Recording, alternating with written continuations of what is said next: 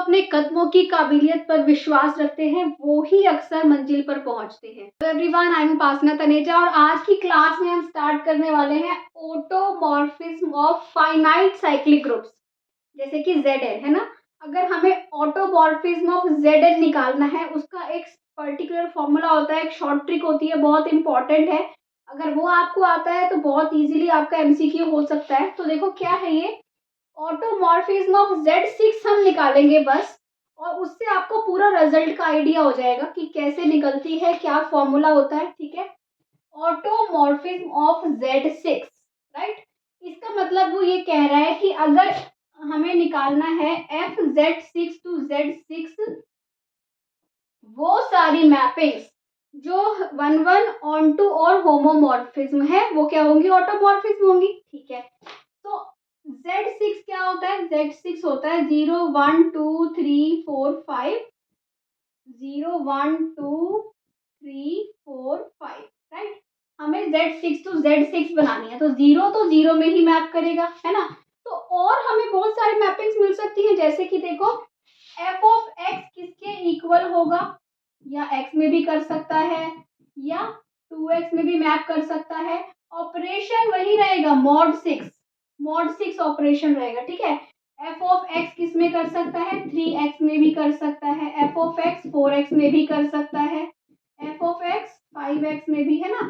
तो ये जो मैपिंग्स हमें मिलेंगी, इनमें से जो मैपिंग्स 1 हो, ऑन टू हो, होमोमॉर्फिक हो, वो क्या होंगी, वो ऑटोमॉर्फिज्म में आएंगी। तब हम काउंट करेंगे कि हाँ इसकी इतनी ऑटोमॉर्फिज्म होती है। ठीक है, उससे पहले एक बात आपको ये याद करनी है कि Z6 जो है उसमें आपको याद है कि Z6 के जनरेटर कौन से होते हैं, हम ये सब कुछ कर चुके हैं। जनरेटर कौन से होते हैं, इसके 1 और 5 होते हैं। नंबर ऑफ जनरेटर्स क्या होता है, 5n होता है ना, ZN के 5n। तो इसके होंगे 5 6 होता है 1 5। क्या होता है 5 वो एलिमेंट होते हैं, अगर हम 5n निकाल रहे हैं तो हमें वो निकालना है कि n से छोटे n के को प्राइम जो भी नंबर हैं वो क्या होंगे, 5n में आएंगे, राइट। और ये हम ऑलरेडी 5 फंक्शन की वीडियो डिस्क्रिप्शन में आपको मिल जाएगी। मैं हर वीडियो के डिस्क्रिप्शन में वो वीडियो डालती हूँ क्योंकि बहुत ही इंपॉर्टेंट है 5 फंक्शन। ठीक है, सो Z6 ये है, तो ये मैपिंग हो सकती है। तो पहली देखो 1 0 1 2 3 4 5, है ना, 0 1 2 3 4 5।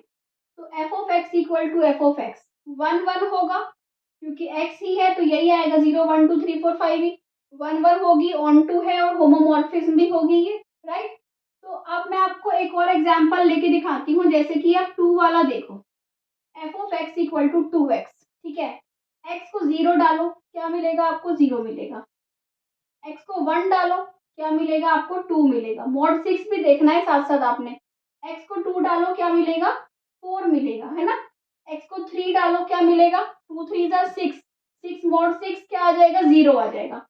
x को 4 डालो, क्या मिलेगा, 2 4 8, 8 मॉड 6 क्या आ जाएगा, 0। मॉड 6 पता है ना क्या होता है, जैसे कि अगर मैं बोल रही हूँ 8 मॉड 6, तो आप 8 को 6 से डिवाइड करोगे, जो रिमाइंडर होगा ना वो आपने लेना है। ठीक है, तो आप 4 डालोगे तो 8 मिल गया, 5 डालो तो क्या मिलेगा, 2 5 10, 10 मॉड 6 क्या मिलेगा आपको, 4 मिलेगा। तो यही 3 मिलेंगे। ठीक है, इसका मतलब ये 1 1 तो नहीं है। अगर 1 1 नहीं है तो ऑटोमॉर्फिज्म तो हो ही नहीं सकती। तो ऐसे ही ना आप 3x को चेक करो, वो भी नहीं होगा। 4x को चेक करो, वो भी नहीं होगा। तो हम 5x को चेक करते हैं। देखो 5x को चेक करो, ओके, ये तो है ना, 1 1 था। 5 को चेक करो, 0 डालो, 5 मल्टीप्लाई 0 क्या मिलेगा, 0। 5 मल्टीप्लाई 1 क्या मिलेगा, 5। 6 मॉड 5 क्या आएगा, 5 ही आएगा ना। 5 मल्टीप्लाई 1 करोगे तो 1, 2 करोगे तो क्या आएगा, 10। 10 मॉड 6 हो जाएगा 4। 3 करोगे तो क्या आएगा, 15। 15 मॉड 6 क्या हो जाएगा, 15 मॉड 6 हो जाएगा 3, है ना। फिर करोगे आप क्या डालोगे, 4 डालोगे, 20। 20 मॉड 6 हो जाएगा 2, फिर डालोगे 5, 25 मॉड 6 हो जाएगा 1। तो ये क्या मिल गया, 1 1 है, ऑन टू है, होमोमॉर्फिक भी है ना। सो ये हो गया, ये दो मैपिंग हमें मिली। सो ये अगर हम ऑटोमॉर्फिज्म ऑफ Z6 निकालें, ऑटोमॉर्फिज्म ऑफ Z6, तो क्या मिलेगा, सपोज करो मैं इसको बोल देती हूँ ये F1 है, इसको बोल देती हूँ F5 है ना, इसको हम ऐसे नाम दे देते हैं F1 और F5, ठीक है। इसके अलावा कोई भी आप मैपिंग बनाओ, आपको कोई भी मैपिंग 1-1 ऑन टू होमोमॉर्फिज्म नहीं मिलेगी, क्योंकि ऑटोमॉर्फिज्म होने के लिए आपको वही मैपिंग्स चाहिए जो 1-1 हो, ऑन टू हो, होमोमॉर्फिक हो, है ना, तभी वो ऑटोमॉर्फिज्म होंगी। और Z6 to Z6 ही चाहिए, राइट। इसके बाद में ये आ गया। अब जो ये क्या था 1 और 5, 1 और 5 ही इसके जनरेटर होते हैं, ठीक है। सिमिलरली इधर तो हमने Z6 किया, आप Z5 ले लो, Z7 ले लो, Z8 ले लो, Z9 ले लो, Z10 ले लो, कुछ भी ले लो। तो जो भी आप मैपिंग लोगे, आप इसी तरह से मैपिंग्स बना के देखोगे।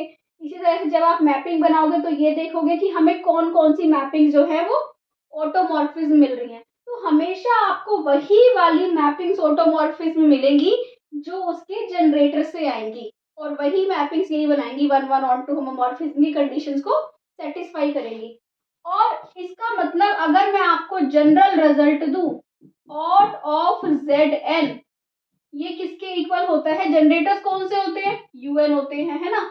ऑर्डर ऑफ ऑड Zn क्या हो जाएगा, order of UN, order of UN क्या होता है, phi n, है ना, phi n। तो आपने अगर number of generators of Zn निकालने हो, तो आपको नंबर ऑफ जनरेटर निकालना आता है phi n। तो order of automorphism of Zn क्या हो जाएगा, phi n हो जाएगा, ठीक है। So order of automorphism of Z10, Z11 किसी का भी पूछे, आपको क्या निकालना है, phi 10 निकालना है। अगर मैं आपसे पूछूं बताओ order of automorphism of Zn क्या होगा, तो आप बोलोगे phi 10। phi 10 कैसे निकलता है, phi 10 क्या होता है, phi 10 भी 4 होता है ना। 10 से छोटे वो एलिमेंट्स जो 10 के को प्राइम है। और इसको निकालने का फॉर्मूला या तरीका ये ऑलरेडी ग्रुप की डिस्क्रिप्शन में मिल जाएगा। phi n का फॉर्मूला क्या होता है, n इंटू 1-1/p 1-1/q, है ना। ये आप देख लेना कि हम जैसे कि किसी भी n को प्राइम फैक्टर्स में लिखते हैं तो कैसे हम उस फॉर्मूले से phi n निकालते हैं, ठीक है। तो ये हो गया ऑट Z6। ऐसे ही अब आप किसी का भी ऑटोमॉर्फिज्म इस शॉर्ट ट्रिक से निकाल सकते हो, बहुत इजी है, ठीक है। इसके बाद आता है कि जो ये ऑट Z6 होता है ना, ये भी एक ग्रुप होता है with respect to composition of mappings. कैसे देखते हो ये आप देखो, पोज करके वीडियो को आप नोट कर सकते हो।